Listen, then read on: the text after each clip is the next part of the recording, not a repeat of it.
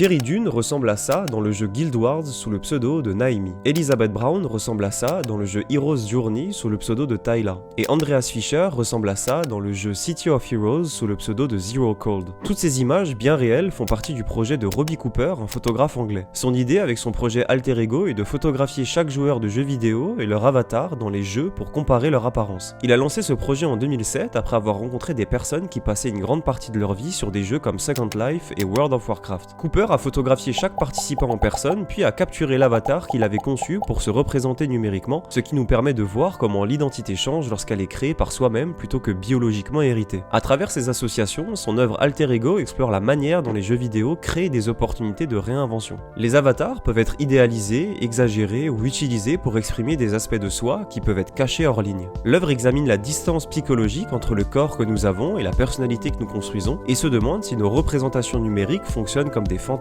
des projections ou une expression plus honnête de ce que nous sommes. Alors la question que j'ai à vous poser, est-ce que dans les jeux vous ressemblez à qui vous êtes réellement ou plutôt à ce que vous voudriez ressembler? Abonne-toi pour plus d'histoires.